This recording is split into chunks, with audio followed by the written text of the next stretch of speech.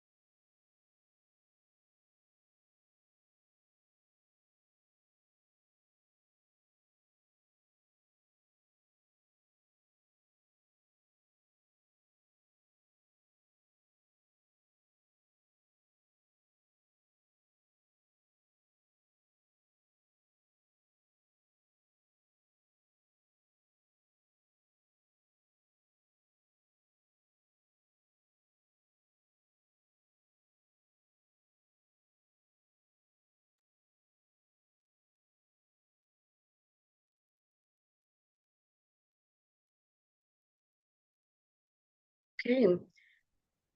Hello, everyone, and welcome to the Module 8 of the Youth Online Learning Program. My name is Vicky Mogeni. I'm the Youth and Students Engagement Coordinator at the Global Campaign for Education. And I'm really glad that this online program has come to the last course. For the last 4 weeks, we've been engaging youth and students on lessons around the UN structure, around thematic areas such as inclusive education, digital education, uh, gender, and also engaging on research as an advocacy tool.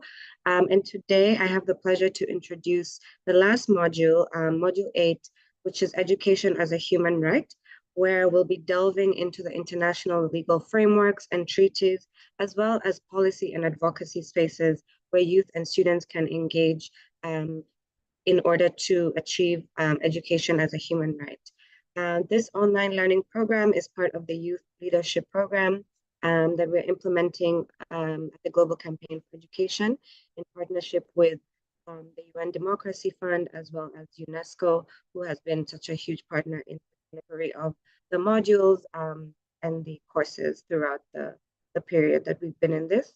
As a reminder, this course will be recorded to enable you to watch it later. If you want to share it with other youth, other participants who would also like to learn about international legal frameworks, treaties, we'll also be translating these courses into our online platform where there'll be evergreen resources for the public to be able to utilize, as well as youth to have ongoing capacity building.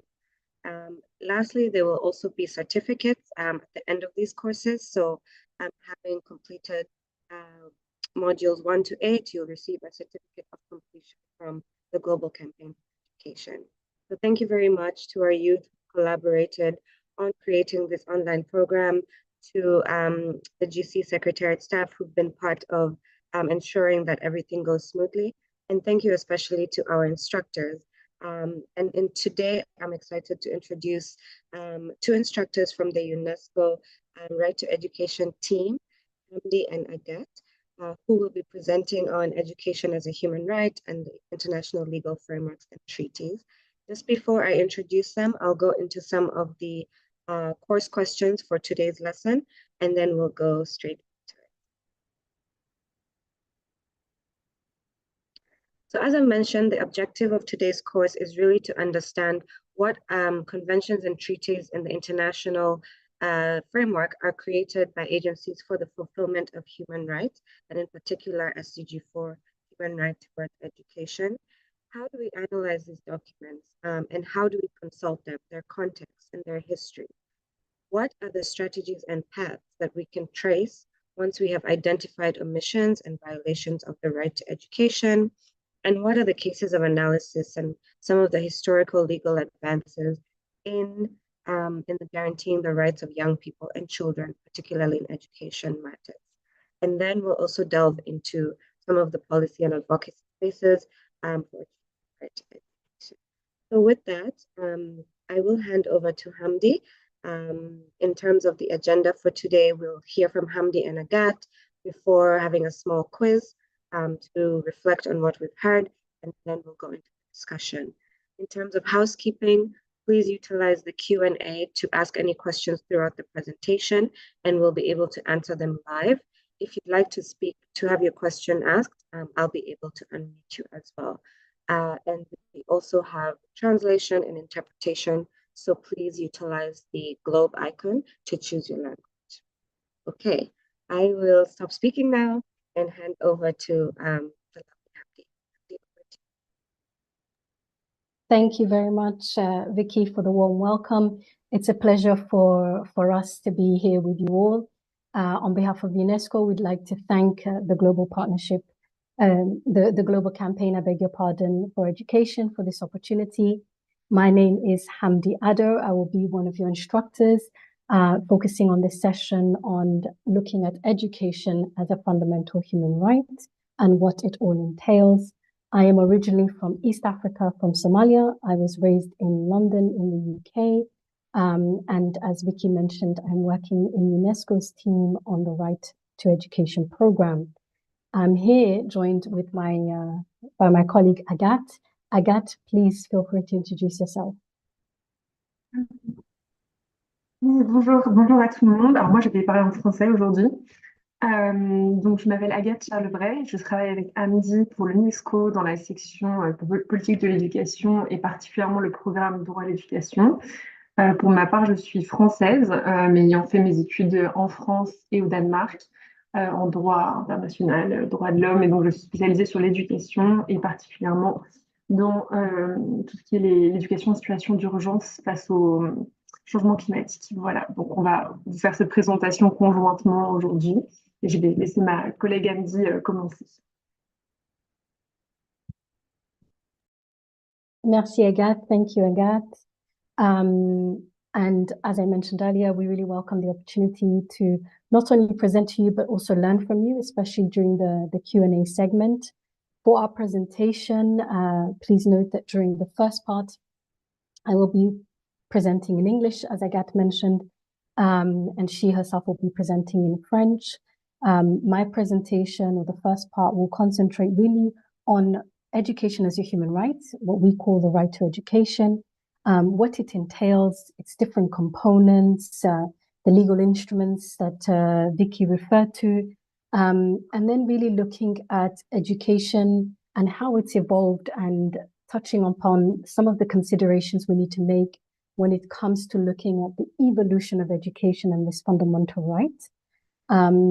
Agathe will focus actually and highlight a particularly interesting component of the right to education. This is something that's becoming increasingly urgent, and this is the nexus between climate change, displacement, and the right to education. This is an initiative, a relatively new initiative, a new area of work for UNESCO, but nonetheless very important and fundamental, which we think will be interesting not only for you, but also in looking at the evolution of the right to education and the different considerations we need to make in today's world, but also what's coming in the future. So if you allow me just a minute, I will share my screen and we'll be able to begin.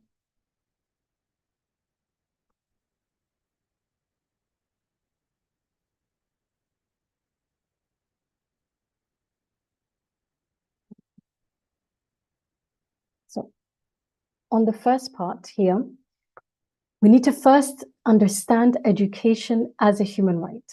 What does this mean?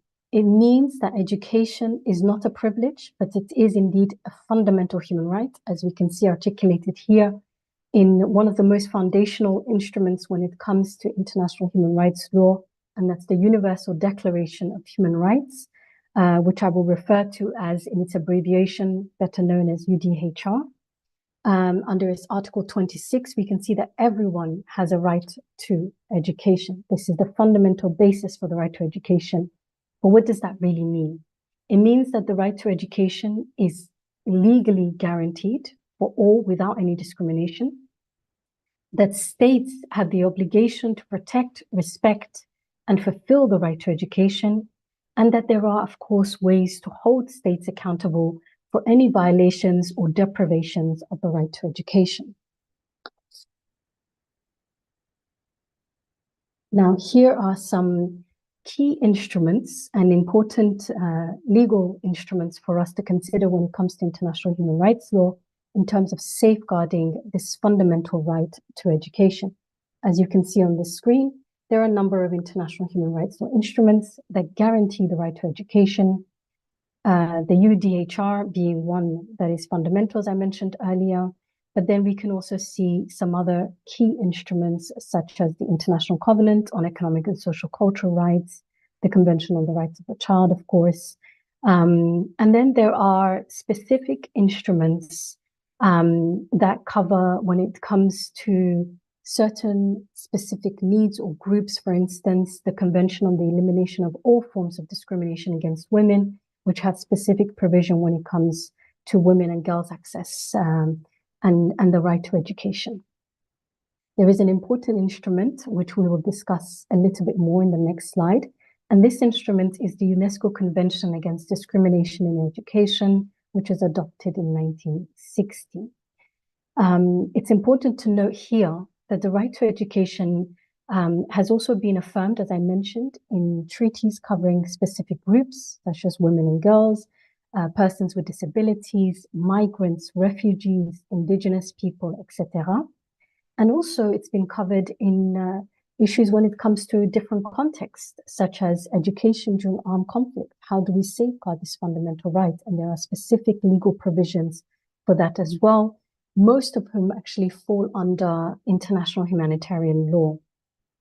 And of course, there are important instruments, international legal instruments, but also there are legal regional treaties and conventions that also enshrine the right to education. And of course, then once we go down to the domestic level, we see that there are a number of national constitutions and legislation that also provide provision for the legal right to education. Just to mention a few of the regional instruments, we have the African Charter on Human and People's Rights of 1981. We also have the Arab Charter on Human Rights of 2004. We have the ASEAN Human Rights Declaration, which is covering the Asian region.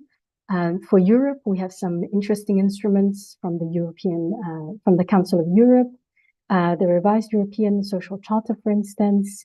We have actually a number of instruments in Europe. We also have the Charter for Fundamental Rights of the European Union.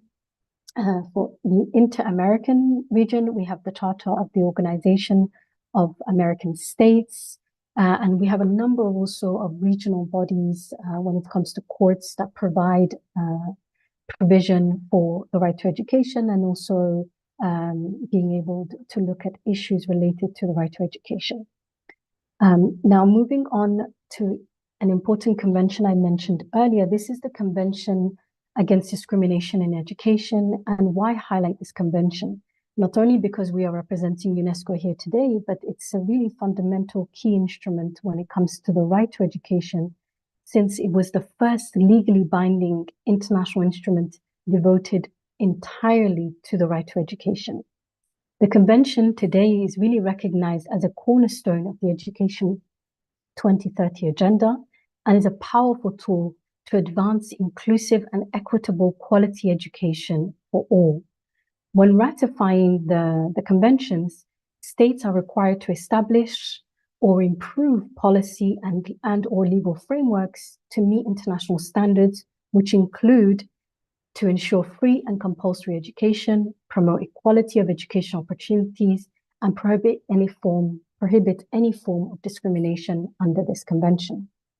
Another interesting fact about this convention is that unlike some of the other treaties, it does not admit any reservation, which means that ratifying states cannot decide to exclude certain aspects or provisions from the legal effect of the convention. Therefore, once ratified, the convention is fully applicable to all state parties, which must conform to all the rights and obligations outlined under this instrument. To date, you might be interested to note that we have 110 countries that have ratified this convention. Of course, we still have some work to do, but this is a progress, and I apologize for the typo in my presentation slide here. I will also take this opportunity to remind the young people that we'll be sharing this presentation with you all. And so please focus on learning and the presentation itself, as we will have notes and all the details provided in the slides for you as well. Now that we've seen some of the international instruments and the legal frameworks that protect and guarantee this right to education, it's important for us to understand what does actually include, what are the specific contents that are covered under the right to education. And so here we can see some on the screen, but fundamentally it's important to note that free, compulsory, and universal primary education must be provided. That secondary education, including technical and vocational education and training, better known as TVET, is made accessible to all progressively, and then hopefully made progressively free. Higher education also needs to be made accessible to all on the basis of each person's individual abilities, and again, progressively made free. There is a fundamental right under the right to education to access fundamental education for those who have not received or completed primary education. There is, of course, a strong principle when it comes to non-discrimination, and so it's important to emphasize the exclusion of all forms of discrimination in education. There is also a choice, freedom of choice for parents to choose schools for their children where they are in conformity with their religious and moral beliefs. There is also another freedom for individuals and bodies to establish and direct education institutions in conformity with minimum standards established by the state, and of course, aligned with international human rights law. And fundamentally, there is an important provision for quality education at all levels. So these are some of the components I would like to highlight. And it's important for us to consider that under the principles of the right to education, states must take deliberate and concrete and targeted measures towards the full realization of the right to education by all appropriate means, allocating the maximum available resources to education and avoid regressive measures. Now, what does that really entail if we go even deeper into more detail here? Here you can see on the screen some of the main features when it comes to the right to education. In other words, what is required to make this right a reality. And we have this interesting framework that was actually developed by the first UN Special Rapporteur on the right to education. This framework is known as the 4A's framework. And as I mentioned, it was developed, really conceptualized by Katarina Tomaszewski, the first UN Special Rapporteur on the right to education, and adopted by the Committee on Economic and Social and Cultural Rights in its General Comment 13 on the right to education. So what this principle tries to, or this framework tries to outline for us, is for us to better understand, in order for this fundamental right to be meaningful, education in all its forms and at all levels shall exhibit these interrelated and essential features. So education must be first available, meaning that education is free and there is adequate infrastructure and trained teachers able to support the delivery of education. Now, of course, we know that at different levels, we are advocating and there is a need to provide progressively free. And we will expand a little bit on that later on. Now, another important component of the right to education and this framework is that education must be accessible, meaning that education systems are non-discriminatory and accessible to all, and that positive steps are taken to include especially those most marginalized. Education must also be acceptable. That is, that the content of education is relevant, non-discriminatory, and culturally appropriate, and of course of good quality. Schools are safe and teachers are professionally trained. And finally, education must be adaptable, meaning that education evolves with the changing needs of society and challenges inequalities such as gender discrimination, for example. Education also needs to adapt to suit local specific needs and contexts. And I will expand a little bit later on this point of education adapting when we look at the evolving nature of education and today's education vis-a-vis when these international instruments were first adopted. And are these provisions still relevant for us today? Is the right to education framework, the international legal right to education framework, guaranteeing all the fundamental areas of education that we see in our world today and what is to come in the future? So what does actually the right to education imply concretely? I mentioned earlier some of the responsibilities briefly on the states. So it's important to note here that when a state has ratified a treaty that guarantees the right to education, it has obligations, as I mentioned earlier, to respect, protect, and fulfill this fundamental right. Some obligations are immediate and others are progressive, as we saw them in the framework. So obligations to respect, protect, and fulfill, what does that really mean? To respect the right to education means to refrain, and this is the state, has to refrain from interfering with the enjoyment of the right to education. For example, the state must respect the liberty of parents to choose the schools for their children. To protect the right to education means to prevent others from interfering with the enjoyment of the right to education, usually through regulations and legal guarantees. For example, the state must ensure that third parties, including parents, do not prevent, for instance, girls from going to school. And finally, to fulfill the right to education means adopting appropriate measures towards the full realization of the right to education.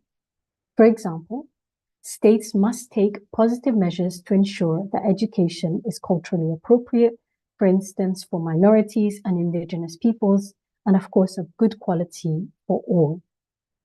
Now, I mentioned earlier this that some of these obligations on states are immediate and some of them are progressive. So it's important for us to also understand a little bit about this distinction. So to help us clarify, as with other economic, social, and cultural rights, the full realization of the right to education can be hampered by a lack of resource and can be achieved only over a period of time, particularly for countries with fewer resources. Not all countries, unfortunately, are able, even today in 2024, to provide free access to all levels of education. So for this reason, some obligations are progressive. For instance, the introduction, as I mentioned, of free and secondary higher education. However, no matter how limited resources are, all states have immediate obligations to implement the following aspects of the right to education. First, to ensure minimum core obligations to meet the essential levels of the right to education, which includes prohibiting discrimination in access to and in education, ensuring free and compulsory primary education for all. So this is immediate. They cannot progressively do this. They have to provide this immediately. Respecting the liberty of parents to choose schools for their children and others to establish, to choose schools for their children other than those established by the public authorities, protecting the liberty of individuals and bodies to establish and direct educational institutions. Secondly, states need to ensure that they immediately take appropriate steps towards the full realization of the right to education to the maximum of its available resources.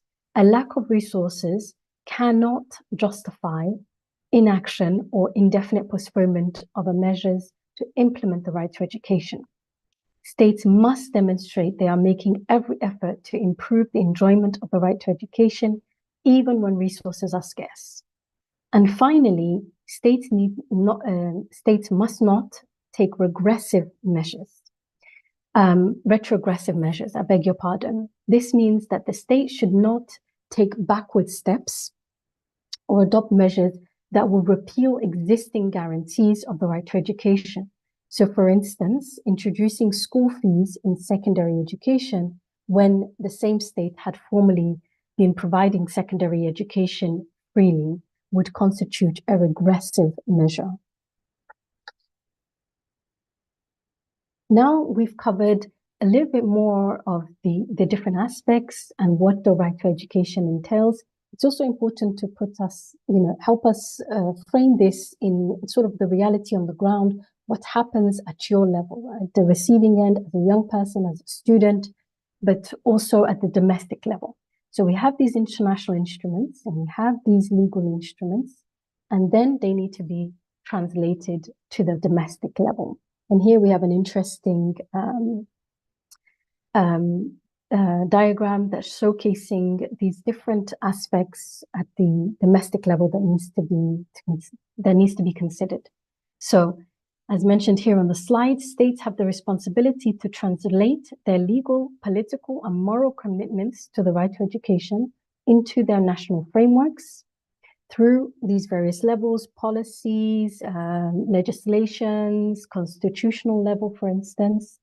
And there is a need, and this is important, for consistency of these national frameworks. Not only, ensuring we can provide some provisions at the constitutional level, but then we also need legislations to further reinforce that, for example. And we also need to ensure that there is consistency with an alignment with the international human rights standards when it comes to the right to education. Now, what happens if this right is not fulfilled or there are some violations of the right to education? Violations of the right to education may occur through direct action of state parties, so this is acts of commission, or through their failure to take steps required by law, that is, acts of omission. Concretely, examples can be found on what these kind of violations could include in General Comment 13, paragraph 59. I will just highlight just a few examples for you to better understand what could constitute a violation of the right to education. For example, the introduction or failure to repeal legislation which discriminates against individuals or groups on any prohibited grounds in the field of education, failure to introduce as a matter of priority primary education, which, as you remember, needs to be compulsory and available freely for all. And then we have some more maybe some provisions that you may not necessarily consider as fundamental violations, but these are very much key. And that is the denial, for instance, of academic freedom of staff and students, the closure of educational institutions in times of political tensions, in non-conformity with Article 4.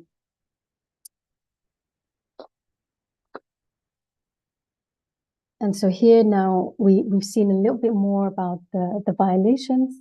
It's important for us to understand, what does the right to education mean in practice? Why is it so important?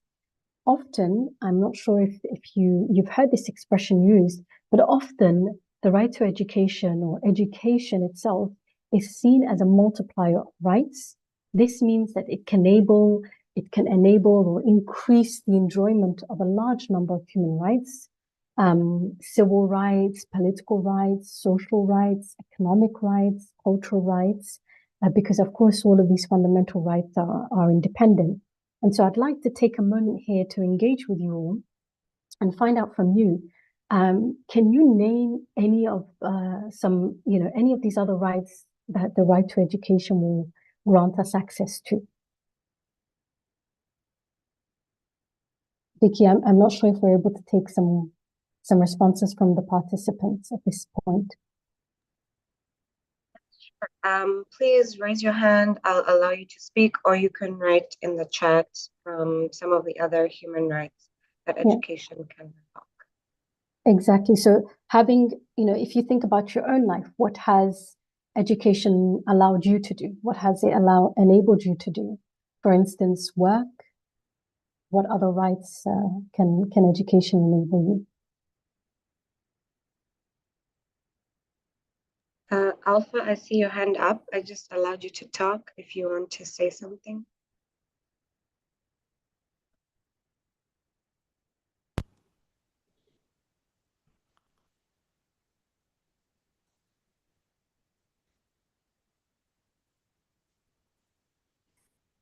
I think we can. Hello. Yes. Hi. Can you hear me? Yes, we can hear you. How are you guys? Thank you for your beautiful and precise presentation, Hamdi. I think education can actually elevate you from poverty because it gives you livelihood, and being educated means you broaden your horizon and the perspective of anything you want to view or you want to have a bite on. For example, you might be rational in analyzing things, because with education you can be more powerful in analyzing situation and try to see how best you can fit into societal needs or responses. So I think, in as much as education is a human right, it also has some individual um, uh, um, um, capacity well-being, or can also cater for your safeguarding as far as the wider world is concerned. Thank you.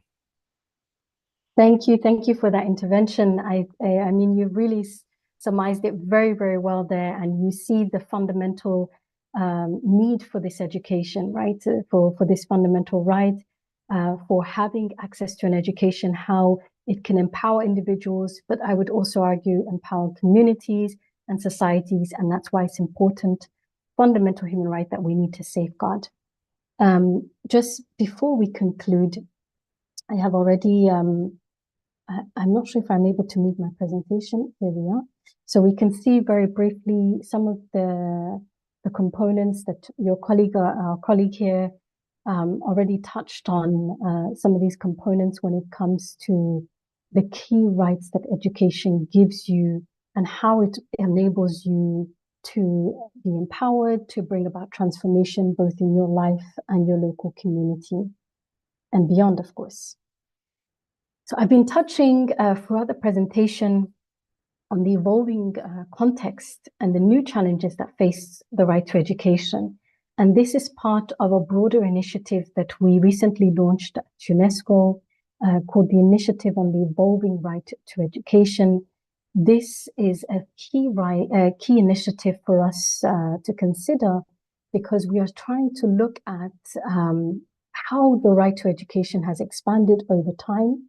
As you can see, a lot of these instruments were adopted 50 plus years ago. And so what are some of the new provisions that we need to consider when it comes to the right to education? We see shifts in the digital world and digitalization, how it's impacted education. We learned a lot from the COVID pandemic and, the world shutting down and education systems having to adapt. And we saw there the importance of the right to connectivity. If you don't have access to connectivity, you don't have access to your fundamental right to learn. Another interesting component here, and it's important to highlight, is the relationship between climate change, its impact on the right to education, its impact on displacement. And here Agathe will take us through. But before I conclude, I just want to flag that we have this initiative that we've launched on the Evolving Right to Education.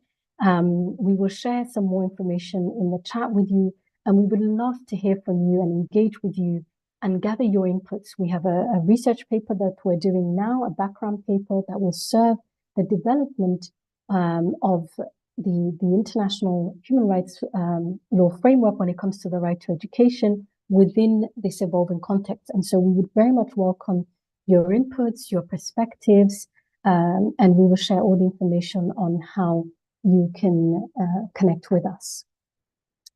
And just to say, it's been a pleasure from my side to engage with you and to present. I look forward to engaging further during the Q&A and learning from you all. Now I will hand over to Agathe, as I mentioned, who will also be speaking on a very important initiative for UNESCO, also a recent initiative actually, which is very significant, not only for us, but we hope also for you and for our world, I would argue. And this is something that's becoming increasingly urgent and important for us to look at. And this is the nexus, the relationship between climate change, displacement, and the right to education. Agathe, over to you. Yes, thank you, Andy. Je vais parler en français donc, pour cette présentation, mais merci beaucoup, Andy, pour ta super présentation et pour la présentation de l'initiative. Donc, je vais partager mon écran. Andy, peut-être que tu pourrais arrêter de partager le tien, s'il te plaît. Donc, alors, un instant, s'il vous plaît. Voilà, parfait. Donc, comme Andy vient de vous l'expliquer, je vais vous parler de l'initiative de l'UNESCO sur l'impact du changement climatique et des déplacements induits par le changement climatique sur le droit à l'éducation, puisque ça fait partie d'un des challenges modernes auquel est confronté le droit à l'éducation, mais qui est traité dans l'initiative plus globale sur Evolving Rights Education. Donc, l'UNESCO a lancé cette initiative sur Climate Change en 2020. Et donc, c'est sur cette initiative que je travaille. Je vais vous présenter à la fois le contexte, les étapes, les findings, etc. Donc, je ne sais pas si on peut passer la slide.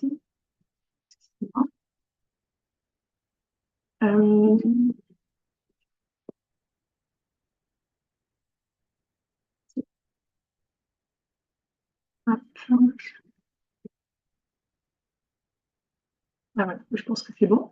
Pardon.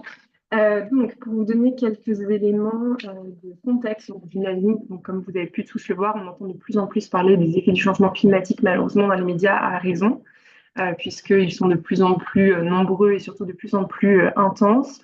Il peut s'agir à la fois de phénomènes climatiques très soudains, donc catastrophes naturelles, des incendies, des cyclones, des inondations, ou alors des phénomènes sur le plus long terme, évidemment, comme la montée du niveau des mers, la sécheresse, etc. Et toutes les régions du monde sont touchées, alors plus ou moins intensément, de différentes manières, mais sont touchées par ce phénomène. On peut par exemple parler des îles dans le Pacifique, comme Tuvalu, qui est touchée par la montée du niveau des mers, qui risque de les rendre inhabitables au cours des prochaines décennies. Et au-delà de l'impact sur la nature, évidemment, ça a un impact sur les humains, sur la mobilité humaine plus précisément, puisque de nombreuses familles sont forcées de quitter leur lieu de vie du fait des effets du changement climatique. C'est un phénomène dont on parle, mais encore trop peu, alors que c'est une réalité qui est déjà là, puisque rien qu'en 2022, 32,6 millions de personnes ont été déplacées à cause du changement climatique. Donc c'est un phénomène qu'il faut d'ores et déjà appréhender pour permettre une meilleure anticipation et réponse. Donc c'est un phénomène qui est assez difficile à appréhender, puisque comme je disais, il peut y avoir plusieurs causes de déplacement. Donc, comme je disais, des phénomènes à la fois très ponctuels, par exemple un cyclone qui peut détruire des maisons, donc forçant un déplacement qui n'était pas prévu, qui est très soudain, ou le déplacement peut être aussi dû à des phénomènes plus sur le long terme, par exemple une famille qui dépend de son travail dans l'agriculture et qui ne peut plus exploiter ses terres à cause de la sécheresse, Voilà, donc là, ce sera plus quelque chose sur le long terme, mais ça peut entraîner aussi un déplacement. C'est aussi un phénomène difficile à appréhender puisque ces déplacements peuvent prendre différentes formes. Il peut s'agir de déplacements à l'intérieur d'un même pays, d'une région à une autre, ou de déplacements qui vont finalement amener à traverser des frontières, donc à passer dans un autre pays, ce qui va poser d'un point de vue légal évidemment des problématiques différentes sur lesquelles je reviendrai après. Il y a également d'autres différences de nature de déplacement, par exemple les déplacements qui vont être plus temporaires, où des familles espèrent pouvoir revenir sur leur lieu d'habitation après un court temps, et des déplacements qui vont être plus permanents, comme par exemple l'exemple des îles Tuvalu que j'ai cité tout à l'heure, qui vont, si elles deviennent inhabitables, il n'y aura pas d'espoir malheureusement de retour. Donc voilà, ça va entraîner des questionnements et des solutions différentes, évidemment. Et on a tenu à aborder ce sujet à l'UNESCO du point de vue du droit à l'éducation, puisque ces personnes se retrouvent dans une situation de vulnérabilité particulière du fait de leur déplacement parfois non prévu très soudain, donc avec aucune préparation, pas forcément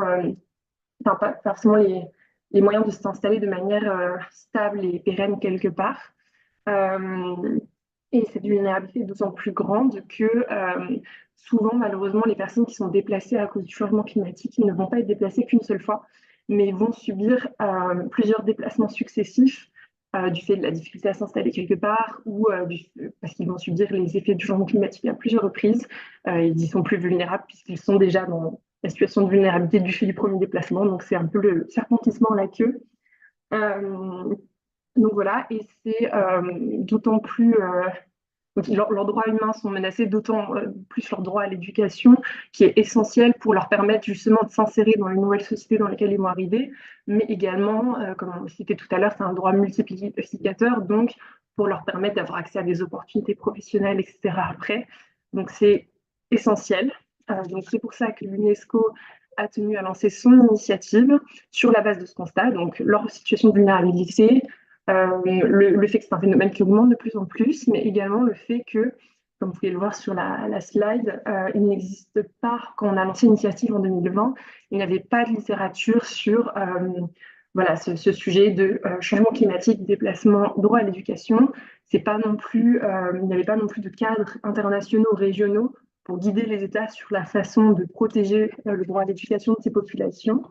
Donc, sur ce constat, notre initiative avait pour objectif d'améliorer la préparation des États pour garantir l'inclusion de toutes les personnes qui sont affectées par le changement climatique, donc déplacées ou non, mais notamment déplacées, dans l'éducation de qualité. Donc, pour ce faire, on a préparé, donc je vais vous illustrer, mais on a eu plusieurs étapes dans notre travail, dont le but était de fournir des recommandations aux États sur la façon d'améliorer leurs lois, leurs politiques, etc. Donc voilà, donc là, ce sont les différentes étapes de l'initiative dont je vous parle. Tout d'abord, en 2020, on a publié un document de politique générale, donc qui menait une étude approfondie sur la littérature qui existait sur le sujet, et on fournissait ensuite des recommandations assez générales, fondées uniquement sur cette recherche.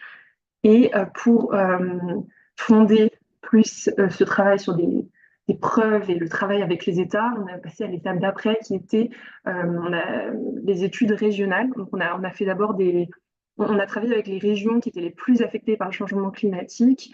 On a d'abord fait des études de cas nationales, puis ensuite on a rédigé des rapports de synthèse régionaux, nationaux puis régionaux, qui comparaient, voilà, pour une même région, les obstacles à l'éducation induits par le changement climatique, qu'est-ce qui était commun, qu'est-ce qui était spécifique à certains pays. Et un peu de la même manière, ensuite, en 2023, on a rédigé un rapport global qui, voilà, s'appuyait sur les trouvailles des 4 rapports régionaux pour identifier les points communs et les différences entre les différentes régions du monde, et donc pouvoir faire des recommandations globales qui pouvaient s'appliquer à tous les pays, même ceux qui n'étaient pas du coup cités dans notre étude. Et à chaque fois, on a fait en sorte de disséminer au mieux les résultats de notre recherche en organisant des événements avec les bureaux régionaux ou alors même plus globaux, puisque par exemple le dernier rapport global, on l'a publié à l'occasion de la COP28.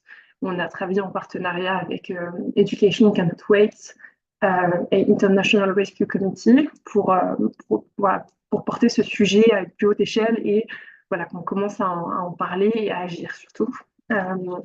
Donc, je ne vais pas malheureusement avoir le temps de présenter tous les résultats de notre travail.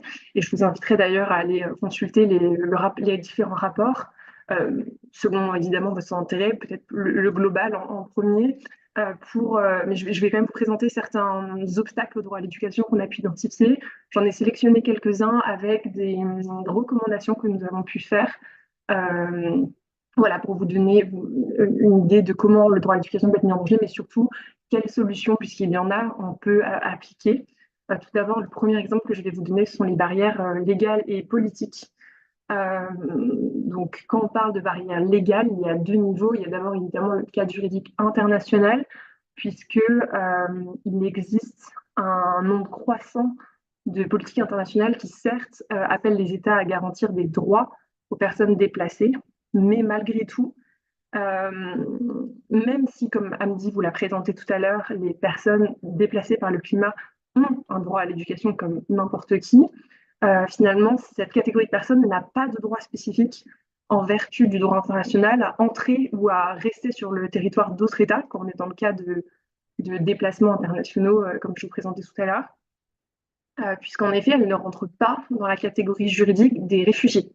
Les réfugiés, leur statut est défini spécifiquement dans la Convention de 1951 sur ce statut, et ce sont des personnes qui fuient leur pays par crainte de persécution, que ce soit pour cause de raison de leur appartenance ethnique ou de leur conviction religieuse, etc. Donc les déplacés climatiques, malgré ce qu'on peut entendre parfois, voilà, on entend parfois l'expression de réfugiés climatiques, finalement ne rentrent pas dans cette catégorie de réfugiés et n'ont pas de statut consacré dans le cadre international juridique. Donc il faudrait absolument, une de nos recommandations, c'était de reconnaître leur statut à l'échelle internationale. Quand on parle plutôt du cadre national, la plupart des pays n'ont pas de définition de ce que c'est qu'une personne qui est déplacée à l'intérieur de son propre pays, ou quand elles ont une telle définition, ça n'inclut pas forcément les gens qui sont déplacés à cause du climat. De même, le concept de déplacement climatique et le droit à l'éducation des déplacés climatiques sont des concepts qui restent invisibles dans les politiques nationales de la plupart des régions. Que ce soit soit il n'y a pas de politique dédiée à ce sujet spécifiquement, ou alors ce sujet n'est pas inclus dans les politiques éducatives ou de réduction des risques ou de management des risques. Donc tant que les États n'auront pas élaboré une définition politique ou juridique du déplacement climatique, le développement d'actions ciblées et des droits légaux pour les personnes déplacées par le climat, y compris leur droit à l'éducation, ne sera pas suffisant en soi pour permettre la réalisation de leur droit à l'éducation. Donc c'est pour ça qu'on a donc, la recommandation que vous voyez ici, donc assurer cette définition dans les lois et politiques du pays. Un autre exemple qu'on pourrait donner, qui est sûrement celui auquel on pense en premier lorsqu'on parle de l'impact du changement climatique sur l'éducation, c'est les barrières physiques qui vont empêcher l'accès à l'éducation des personnes affectées par le climat. Par exemple, la destruction des écoles ou juste l'endommagement des écoles du fait des catastrophes naturelles. Mais ça peut être les écoles, ça peut également être les routes, ça peut être qui mènent aux écoles, ça peut être également le matériel, enfin tout ce qui est le matériel éducatif. Ça peut être également le fait que, en cas de catastrophe naturelle, les écoles servent souvent de refuge pour les personnes qui ont perdu leur logement. Donc, ce qui prive, ce qui empêche les écoles d'avoir leur fonction normale, qui empêche la continuité de l'éducation.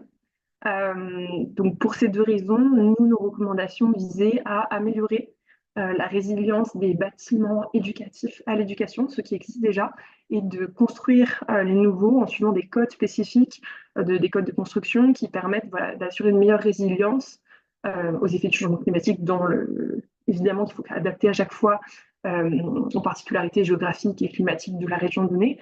Mais donc voilà, renforcer la résilience des infrastructures en elles-mêmes, également identifier d'autres bâtiments qui pourraient servir de refuge pour ne pas empêcher la continuité de l'éducation, ou alors, si ces écoles sont utilisées comme lieu de refuge, identifier d'autres espaces qui pourraient servir pour l'éducation.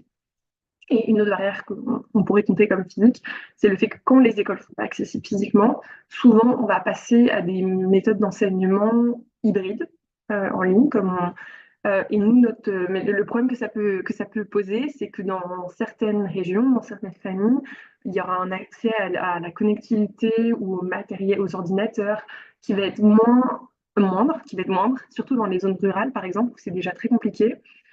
Et donc, il faudrait finalement s'appuyer sur ce qui a été développé pendant notamment la pandémie de la Covid-19 pour voilà, renforcer les pédagogies en ligne et les moyens alternatifs d'enseignement à distance. Enfin, le dernier exemple que je vais vous donner, c'est le fait qu'il y a un fort besoin aujourd'hui d'adapter les méthodes et le contenu de l'enseignement au changement climatique et au déplacement climatique, puisqu'en effet, pour renforcer la résilience des sociétés et inciter les jeunes à y participer, encore faut-il évidemment qu'ils soient formés sur ces sujets. Et aujourd'hui, c'est quelque chose qui commence à émerger, mais qui manque encore cruellement. En effet, les professeurs ne sont déjà pas formés assez sur ces sujets, du moins pas assez pour se sentir en mesure de l'enseigner aux élèves. C'est pas à la fois, ils ne sont pas formés, à la fois, ce n'est pas prévu dans le curriculum, donc il faudrait remédier à ça.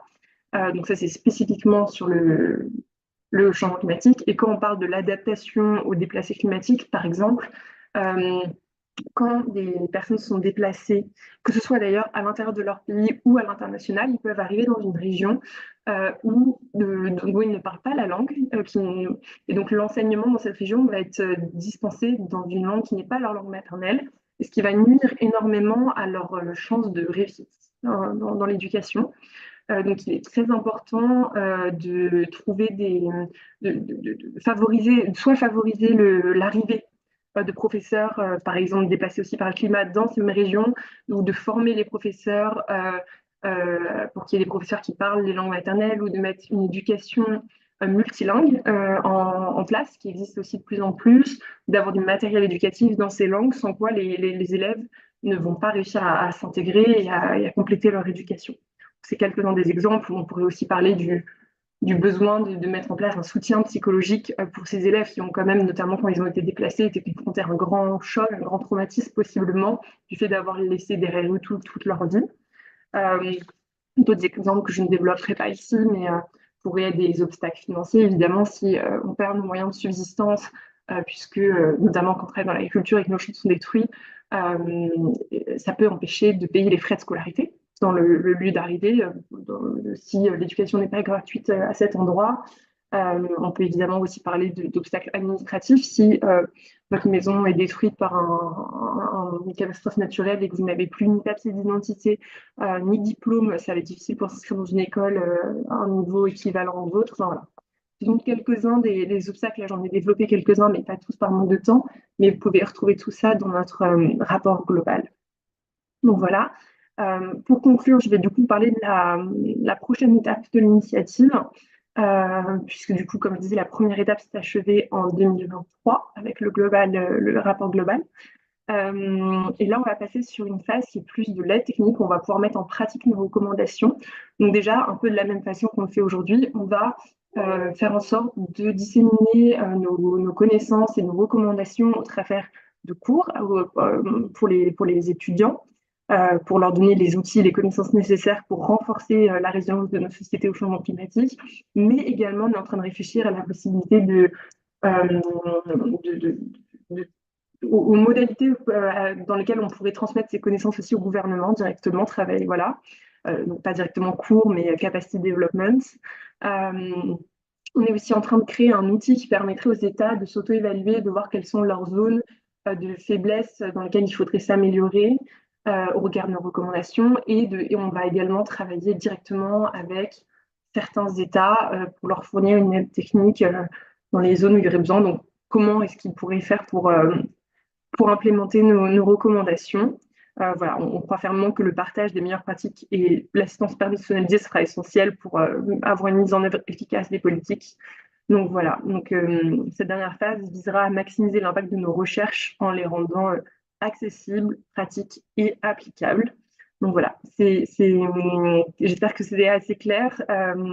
C'est évidemment une présentation assez générale, mais c'est ainsi que je vais conclure ma présentation. Je vous invite donc, comme je disais, à aller sur le site de l'UNESCO pour avoir donc, des informations générales sur notre travail sur le droit à l'éducation, mais aussi pour trouver les différents rapports dont je vous parlais, à la fois régionaux et globaux.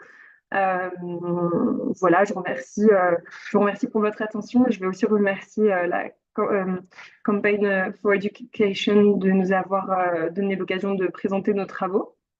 Et alors, je ne sais pas si Hamdi voulait redire un mot, sinon je vais repasser la parole à Vicky selon voilà, ce qui me semble le mieux. Merci, Agathe. I think now it's our turn to hand over back to GCE colleagues. Vicky, over to you. And again, thank you very much for the opportunity to present. Thank you so much, Hamdi and Agat, for that comprehensive overview of some of the legal frameworks, but also how education is affected through climate change and forced displacement. I think that's a perspective that we haven't explored as deeply, and we really appreciate you bringing that to our attention during this course today. And I think personally, I have learned quite a bit on especially some of the legal aspects around, states' obligation towards the right to education. And I hope everyone has as well learned something new so far. So thank you very much again for your participation today. At this time, I think we'll have a short quiz just to test and see and reflect on what we've learned, what we've heard so far before we go into the discussion. So I'm going to launch a poll and it's available in French, Spanish, and Portuguese. You'll be able to see the questions as well as choices in all the questions. And then we'll take about 5 minutes to complete the 4 questions. Then we'll show the answers short discussion afterwards before we move to the second portion of the course today. So I'm going to now launch the poll. As we also participate in the poll, please think of any questions or comments you might have for Hamdi and Agat, and then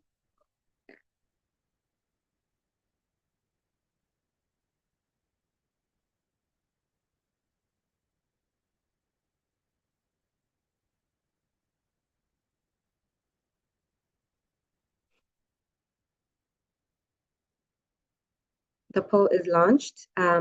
Please go ahead. You have 5 minutes.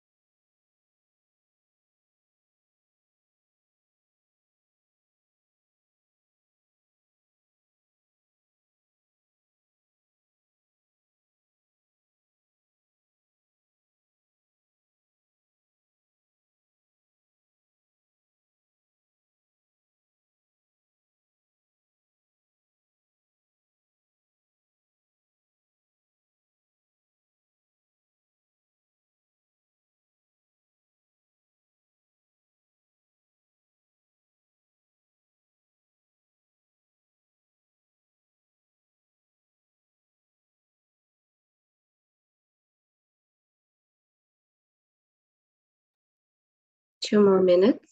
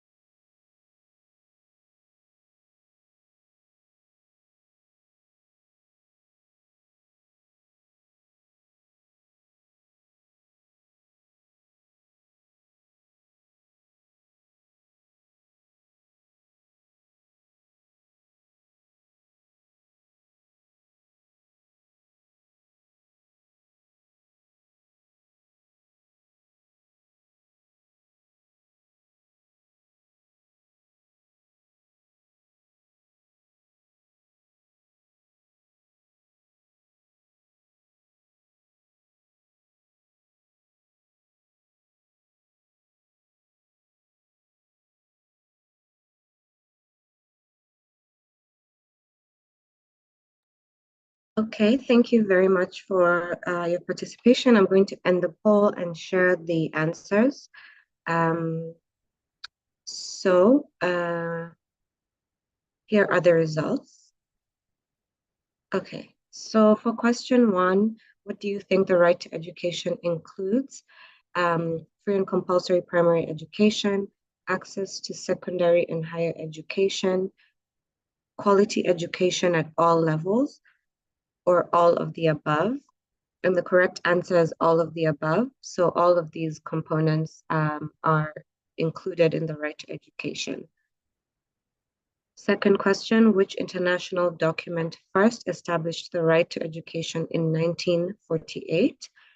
The choices were the UNESCO Convention, the Universal Declaration of Human Rights, or the Convention on the Rights of the Child. And the correct answer is the Universal Declaration of Human Rights, B, also referred to as UDHR. The Convention on the Rights of the Child is also an important convention, especially with regard to education. But in this case, based on the question, the answer was B, which was the first convention. And I believe the UNESCO Convention is not currently existing. The third question, what is the status of a climate displaced person? A, recognized in the international legal framework. B, included in the status of refugees. C, not recognized in the international legal framework. And D, necessary to be granted the right to education. The correct answer is actually not recognized in the international legal framework. Obviously something that needs to be rectified and could go in towards our advocacy as well. Last question, and this was more of a reflection question, how do you think ensuring the right to education can impact your community through reducing poverty and enhancing economic development, promoting peace and social justice, strengthening the resilience of societies, or transforming societies? The correct answer is reducing poverty and enhancing economic development. as well as all the other answers. So it was all answers were correct in this case, and it was really about your reflection. So those are the correct answers. Thank you very much for your participation. And we will share these results as well as the presentation after the session. Okay, I'll now hand over to you all for the Q&A. I want to give an opportunity to Nelio. I saw your hand earlier. I don't know if you still want to ask a question or make a comment. I'll just allow you to talk. Otherwise, I do see a hand, Leandro. I'll allow you to ask a question and then we'll move to Leandro, over to you.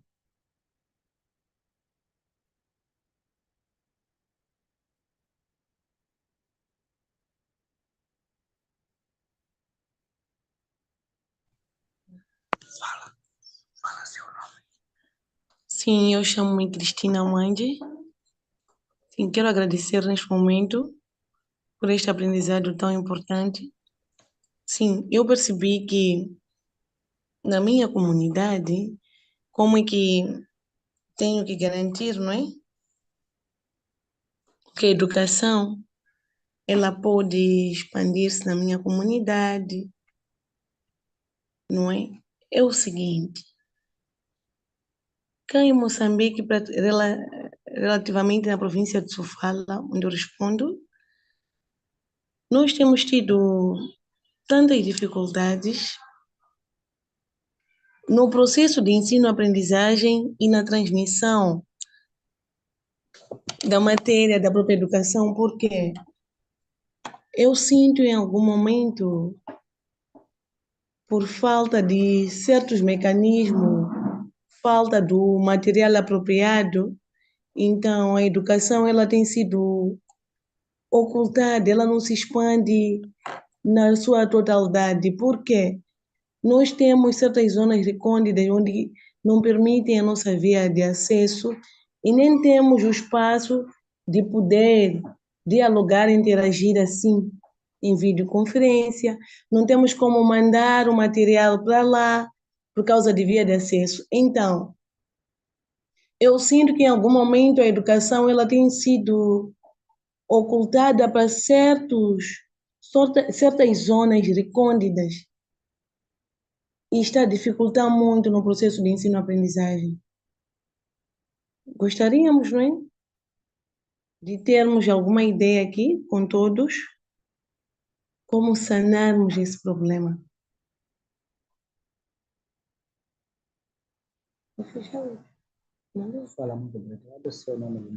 Muito obrigada pela atenção dada. Boa tarde, muito obrigado pela apresentação. Gostava apenas de pedir, não sei se as apresentadoras podem partilhar conosco ou com a Vicky e depois ela conosco o relatório que fizeram menção, se calhar as apresentações, penso que são instrumentos que têm informação muito profunda para reforçar as nossas ações de advocacia aqui na Ilha Zunguza de Moçambique. Obrigado.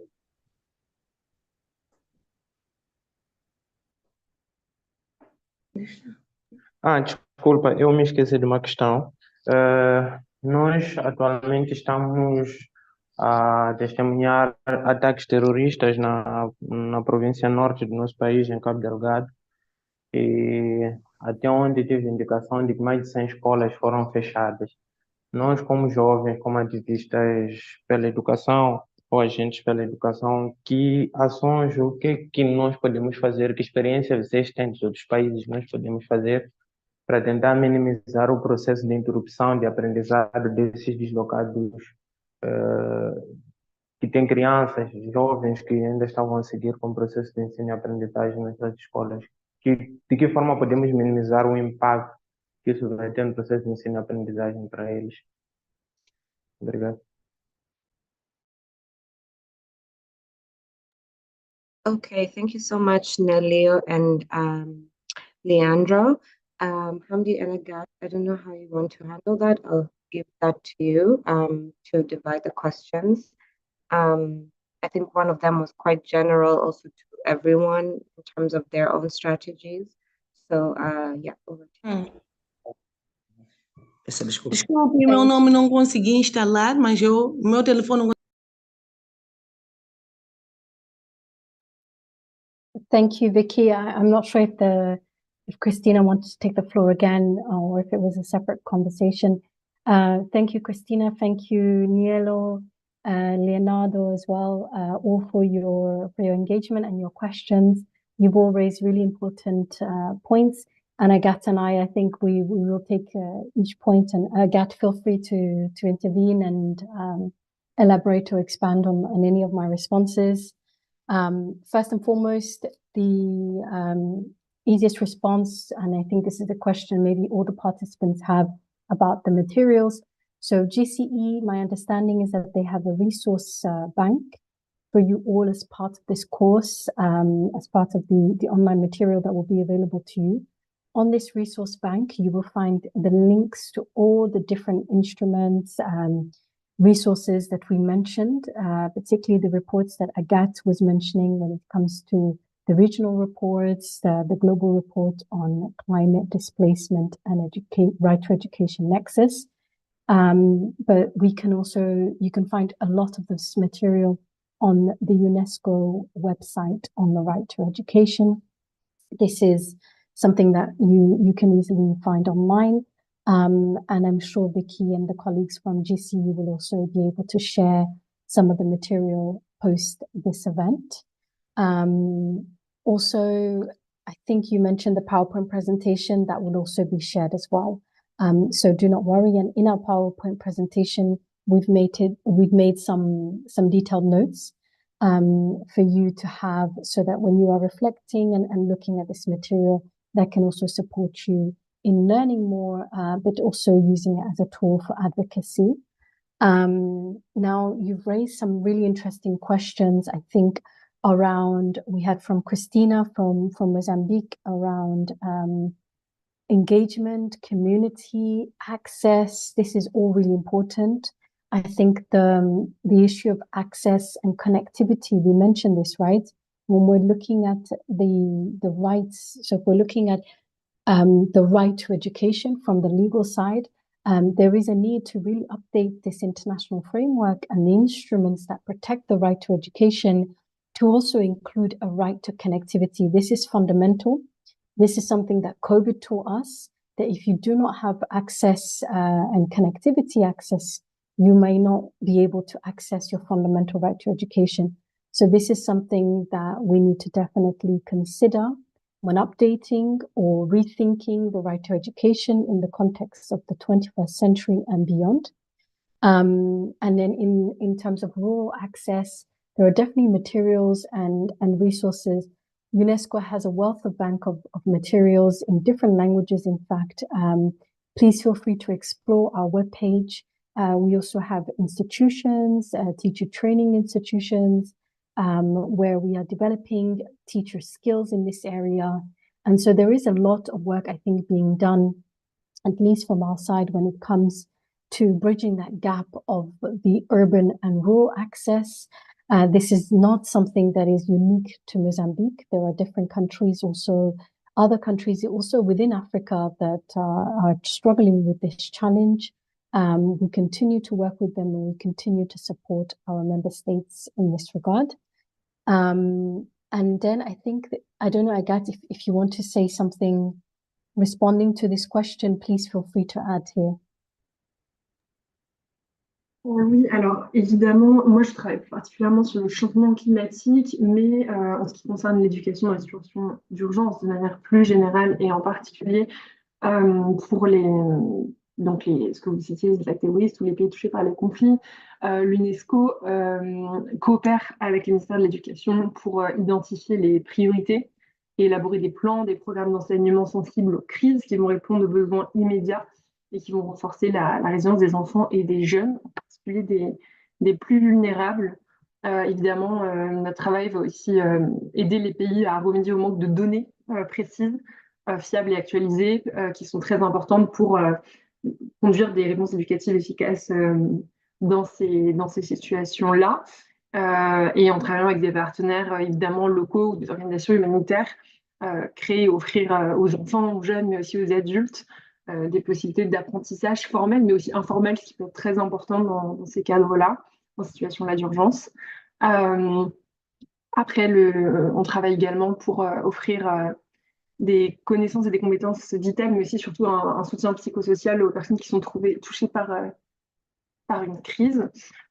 Pour donner quelques exemples de solutions qui ont été mises dans d'autres pays, il y avait par exemple ce qu'on appelle les écoles mobiles ou temporaires.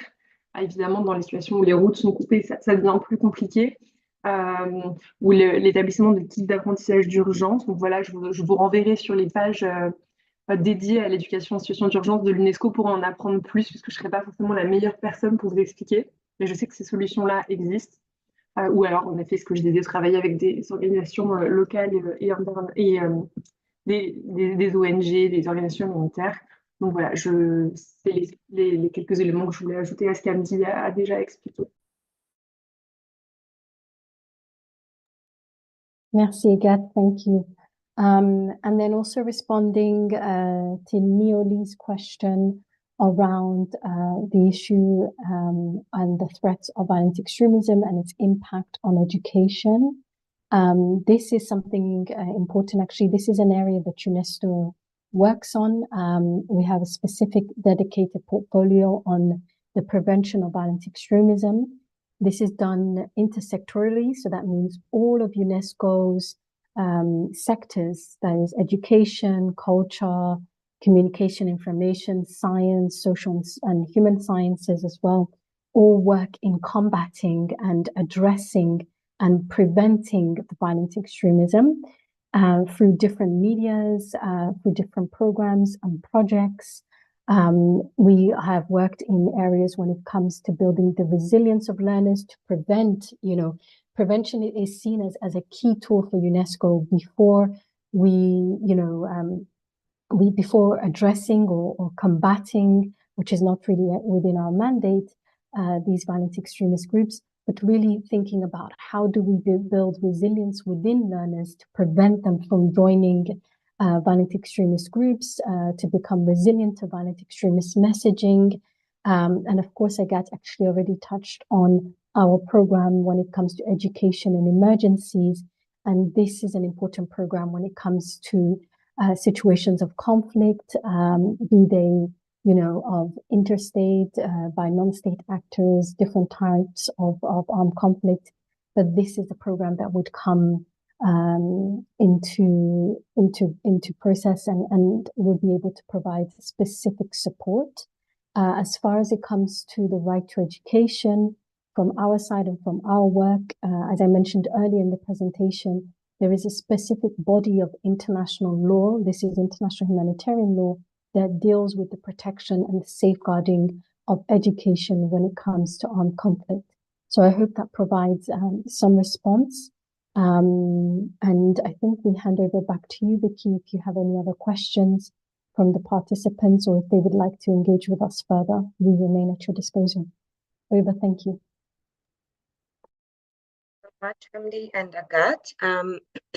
I think at this time we'll go to the second part of the session, but I don't think the conversation ends here. We'll continue this conversation offline, as well as once we upload these courses on our online platform, there'll be opportunities to further the discussion, and we'll continue engaging. Definitely. So thank you very much once again. At this time, I'll hand over to my colleague, Phumza, who will go over some of the advocacy and policy spaces that youth and students can engage towards the right to education. So over to you. Thank you, Vicky, for this opportunity, and thank you to my previous speakers. It was really an enlightening conversation, and I really appreciate the groundwork that you have laid for this particular session. So my name is Phumza Lutango. I am the Policy Advocacy Coordinator for the Global Campaign for Education, and I am based in Johannesburg. Today, I'll be taking you through the key international spaces, advocacy and policy spaces. But considering that the human right to education is also a state obligation, I believe that I will also be taking you roughly through some national policy spaces in that youth, it's very integral for youth to engage and participate in, as well as overall, how does this link to GCE's strategic plan? What is GCE's political position when engaging and participating in the spaces, as well as brief advocacy actions that will guide you when participating in the spaces. So I will just go ahead and share my PowerPoint slide. Vicky, please just confirm if you can see it. Yes, I can see it. Okay, thank you.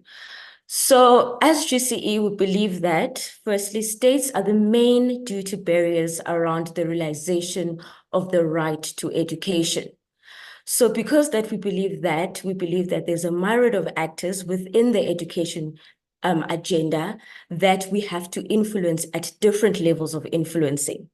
Firstly, being states, considering that the main allocation of education budgeting revolves around the national budgets. And then secondly, the other than influencing stakeholders being UN agencies such as UNESCO, United Nations, as well as multilateral banks such as IMF and World Bank when it comes to advocating for issues such as the end of the public sector wage bill, debt cancellation, as well as dealing with concessional loans that impact the allocation of the education budgets. And then other actors which we engage are then private sectors and corporations, especially around issues of the privatization of education, especially considering that because education is a human right, it shouldn't be at the hands of private actors. So these actions require the establishment of advocacy alliances, which are cross-sectoral collaboration outside of education. So it is integral within our advocacy actions that we create partnerships and alliances.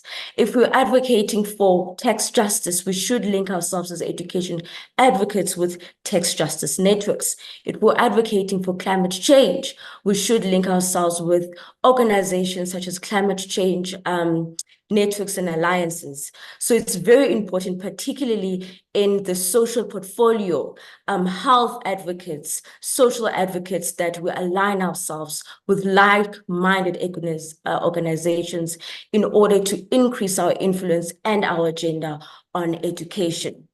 So GCE's participation in key international advocacy spaces is important because it enables us to take part in key decisions and influence decision-making processes on education policies. Therefore, it is important for youth and students to be actively involved in global, regional, and local processes. This is because there are different levels of influencing within the global spaces and local spaces and regional levels, and as well as the youth who are the change makers or the future barriers. We need to ensure adequate synchronization of efforts that complement each other, as opposed to focusing on one key space, maybe internationally, and not looking at key spaces at the local level that we can influence and participate in. So the first key international advocacy spaces that I will be taking you through is the major groups and other stakeholders. So the major groups and other stakeholders is the civil society coordination mechanisms within the UN ECOSOC. This space facilitates the most relevant space to participate in UN events. The Global Campaign for Education, the Global Students Forum, and ICAI are organizing partners for the Education and Academia Stakeholder Group. So the Education Academia Stakeholder Group is one of the major groups that have space in order to influence the UN ECOSOC events, etc.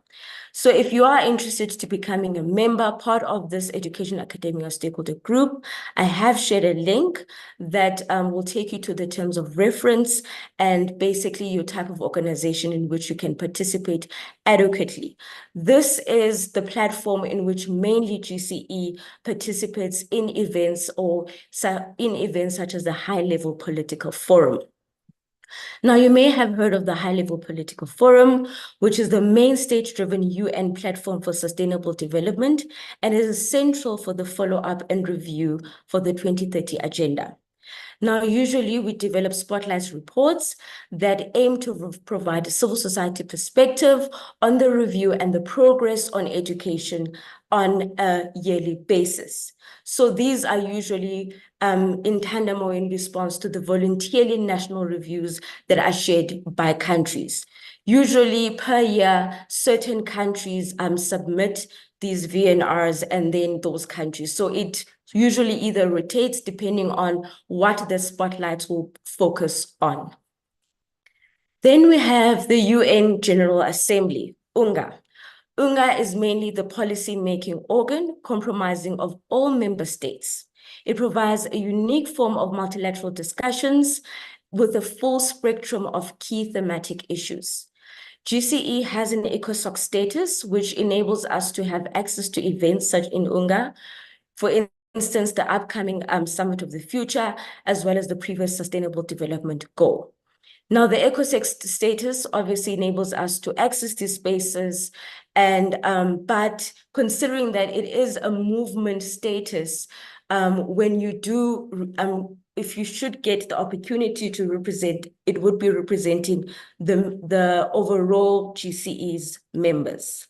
So I've just shared an example on one of the colleagues last year who got the opportunity as a graduate fellow who was for GCE US, who received the ECOSOC status access.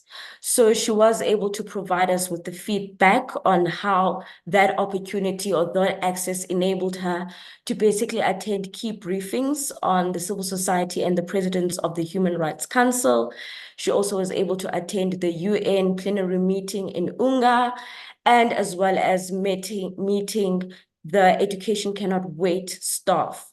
So this is just to show that not only this is the response that we expect when should you have the opportunity, but as well as the key spaces that the ECOSOC status has enabled various members within GCE to enter.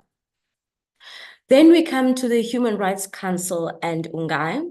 So the Human Rights Council is based in Geneva, and it is an intergovernmental body that focuses on the entire protection of the human rights globally.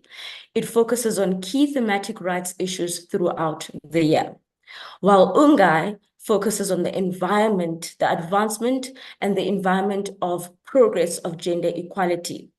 It's mainly a girls' initiatives, and it focuses on collective action to break down stereotypes. Now, if you want to join as a young feminist, there is a link that UNGA allows you to join as a young feminist activist or as a civil society coalition, and it's open all year around for you to join if you're interested. So moving on, we will look at UNESCO, in which our colleagues briefly spoke about the key aspects of UNESCO and how they focus on the human right to education. So as GCE, we participate in UNESCO through various approaches. Firstly, is through the High-Level Steering Committee and the Sherpa Group. So the High-Level Steering Committee is the most highest level of representation of power when it comes to strategic decisions and action around education. The High-Level Steering Committee aims to provide progress towards SDG 4. Its membership is representatives of the entire global communities with 28 ministers, heads of agencies, and civil society representatives. One of the key roles of the HLC is to ensure that systematic approaches and alignment for education is related to the targets that are wider to the UN SDG targets. While the Sherpa Group is technically the technical supporting space of the high-level steering committee. This is where they conduct test follow-up mechanisms as well as, and it's supported through the interagency secretariat.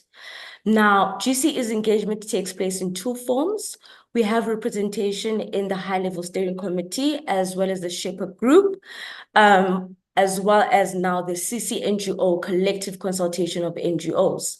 Now, is a space where all the regional networks participate. However, it's very important to note that they participate in their own capacities.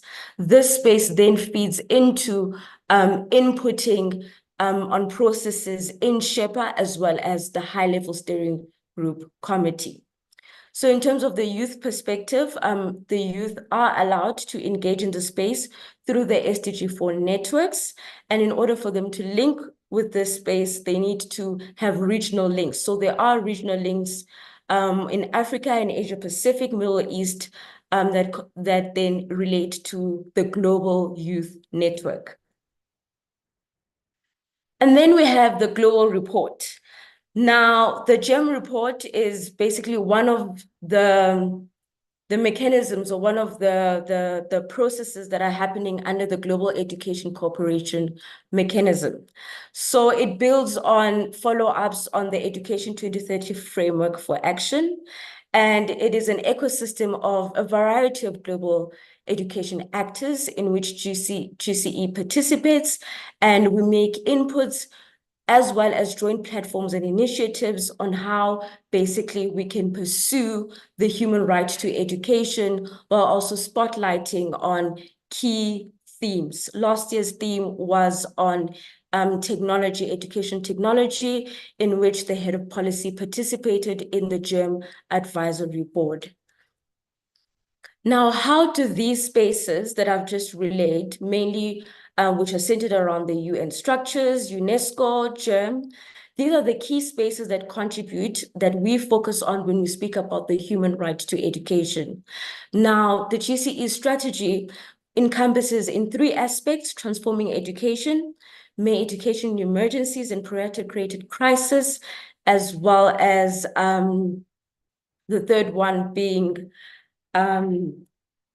what is it now? Okay, I'll get back to that. So basically, when we talk about transforming education, we focus on these spaces: advocating for digital learning and transformation, education, leadership, and civic spaces, as well as relevant education. So in these spaces that I've just mentioned, our advocacy actions obviously have a political position. So when we are in UN structures, UNESCO, we usually advocate for the human right to education through the transformative education lens. We focus on the emancipatory notion of change, that education is not just an element of a skills transfer that translates to employment opportunities, but it drives other sustainable goals agenda, as well as different learning approaches for a better society for all. So it promotes the role of education in all sustainable goals in terms of global citizenships, respect of human rights within and beyond education systems. Now, the key advocacy actions that we focus in terms of that is we mobilize political action, solutions, and solidarity to revitalize global efforts in SDG 4. We drive policy influence and we lobby various stakeholders, as well as defining the call of decolonizing education.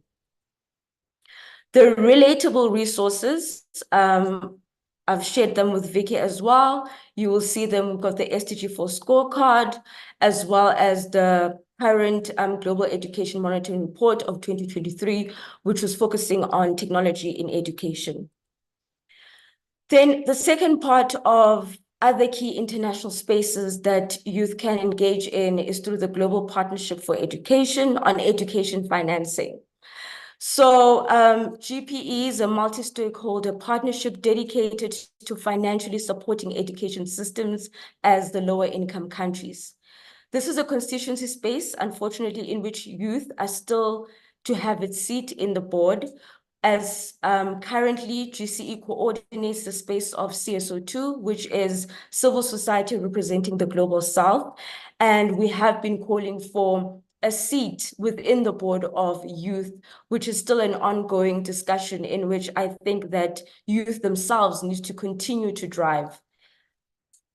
Other spaces, we have C20, C7, privatization of education and human rights, Human Rights Watch, Tax Education Alliance, Anti-Racist Campaign with ActionAid, and the World Bank IMF Spring Meetings. So how does this contribute to the GCE strategy? So I spoke about firstly the transforming education, which is the first strategic priority, then the second strategic priority being education financing. Now, GCE's position on education financing is that all states are responsible for ensuring the right to education. This is a key obligation in the 2030 Education Agenda, which includes the call for government to allocate maximum available resources. So we do align ourselves with budget priority that focuses on the first scheme, mainly share, size, sensitivity, and scrutiny. Mainly sensitivity in addressing marginalized groups, people who were previously excluded, so that they are able to obtain education and those redressed are addressed. So as GCE, we focus on the mobilization of education financing of the total budget share of expenditure to be between 15 to 20% of the overall budget, or 4 to 6% to GDP ratio.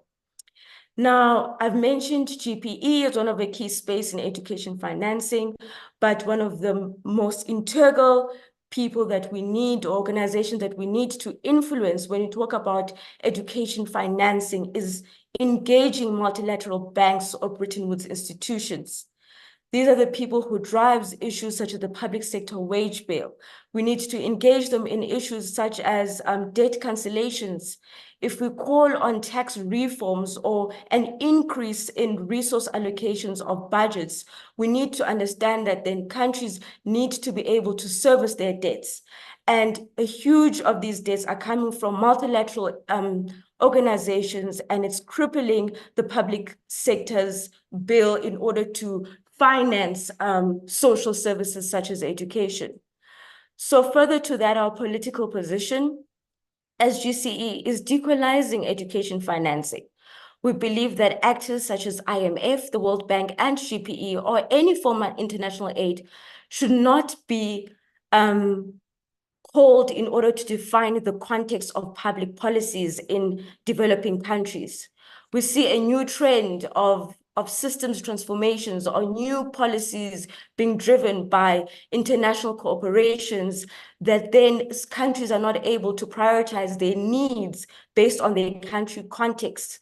We need to be able to call for actions around donor-orientated that are neo-colonial, that further are not complementary to the needs of our countries, as well as calling against conditional loans or conceptual loans that our own countries take place. As GCE, we also recently joined the Tax Justice Alliance with ActionAid and other key actors, in which we call for the increase of domestic resource mobilization through tax reforms. The advocacy actions that we focus on in education financing should be supporting the Tax Alliance advocacy approaches, calling and putting pressures and engage multilateral banks, and influencing Treasury at the national level to remove neoliberal policies. The relatable resource that I'm sharing with you, firstly, is around transforming education financing in Africa. This was a report by ActionAid that was recently done on highlighting the Africa Year 2023 of education and how basically financing in education in Africa is going around. We also have the GCE's Education Financing Toolkit, which is a great tool in order for you to see what kind of adequate advocacy approaches can you do when you call for share, size, sensitivity, and size key advocacy approaches. Then we have Education Cannot Wait. GCE established the Education Emergencies Southern Advocacy Group in 2023 We advocated this space with CSOs, National Education Coalitions, and selected youth. And we established the space in order for us to focus on country-level efforts on how we coordinate amongst ourselves and to increase our influence at the country level as well as with ECW in terms of education in emergencies. Central to this space is we aim to capacity build youth as well as NECs in how to engage emergency clusters. So we had a speaker here speaking about the issues that are happening and the conflict that are happening in Mozambique, terrorist attacks. There are key spaces at national level, such as emergency clusters that are usually established. And we urge that in terms of these things, these are the key spaces at the country level that you should engage with to ensure that the Safe to Schools Declaration is maintained and that schools remain protected during times of crisis. So the contribution to the GCE strategy, last one being education emergencies, we focus on resilient education systems against disasters, conflict and climate-related education emergencies. Secondly, around our work on education emergencies, there is a space known as the Greening Partnership for Education that is led by UNESCO.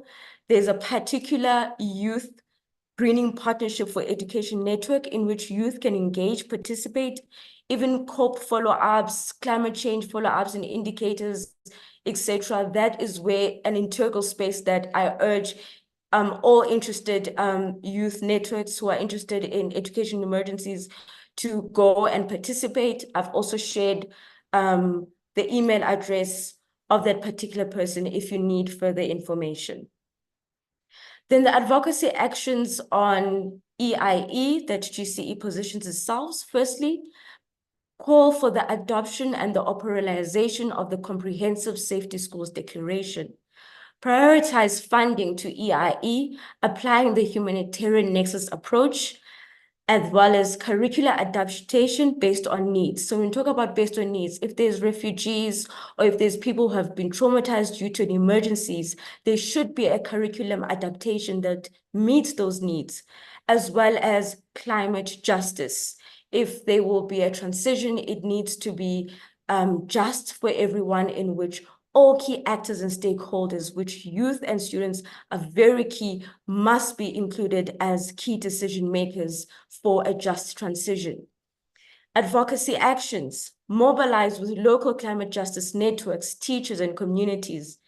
Advocate for quality climate change education, such as curriculum changes or new curriculum approaches that adapt to climate change adaptation and mitigation. I've also shared a link to the recent validated GCE EIE advocacy framework. This was disseminated and approved based on last year's launch of the Global Southern Advocacy Group with the youth. It has clear steps on what are the advocacy approaches that one can do when advocating into a space of EIE. The relatable resources, you can read more on the topic. I've also shared with that, as well as the UNESCO terms of reference to sign up for the Greening Partnership for Education. So lastly, moving along to country level advocacy spaces to further engage. As we said, that it's not only global spaces that we should engage and participate, we should engage at the national level, considering that it is states who are the main duty bearers who have to realize the human right to education. So there's a variety, such as the Education Emergencies Working Group, the local education group, Parliament, education ministries, education sector group, the list goes on. And I also urge that as youth, you can engage with the National Education Coalitions who are quite well-versed into the space and do engage if you need further access or if you want to work with them. Thank you, Vicky. I'm open for questions and I hope everything was clear. Thank you so much, Phumza, for that comprehensive overview of the global advocacy spaces for education as a human right. I think one of the goals for these online courses was really to equip youth with the tools, with the resources, with the information to be able to go out and advocate for the right to education. And I really believe that this has equipped, young people with some of the resources that perhaps they were not aware of, or even how to become involved in global advocacy spaces, but also national spaces, as well as Hamdi and Agat giving that grounding information to be able to advocate in your space in this various spaces. So I think the combination of the presentations today was very enlightening, and I hope that we'll be able to continue the conversation as well. Just because of time, if you have any questions, please send them directly on the Q&A now, or you can send them to me after this session. I'll send a follow-up email. Once again, as Hamdi had mentioned, and Agat, we will share all the resources from today's session. There is a resource bank that all youth will be able to access with all the links that have been shared today to use towards your advocacy. We will also, as I mentioned in the beginning of the session, this brings us to the end of the youth online courses. We will be sharing certificates for those who've completed these different sessions. I want to say a huge thank you once again to our instructors. Thank you for the quiz. Thank you for this expert information that you've shared with us. And I think it's really, now on youth organizations and young people to kind of take the baton and advocate for the right to education. It's not an easy task, so we hope that you'll continue being a resource and being able to continue sharing your expertise with young people as we ensure that we have a seat on the table towards policy decisions and actions on education. So thank you so much once again. I look forward to continuing the conversation. Thank you for everyone who attended. I will be in touch with all the resources and further information. Thank you again, and have a wonderful rest of your day. Thank you from our side as well, Vicky. On behalf of UNESCO, of course, we remain at the disposal of you, GCE, and of course the young participants here, and we're ready to support them. Pumza, thank you for flagging the local action. This is important. UNESCO has 53 field offices around the world, and so our colleagues are also there available to support you in your further activities. Thank you again from our side. Thank you so much, everyone, and as well as attending this webinar. It was very enlightful, and congratulations, Vicky and team, for coordinating this.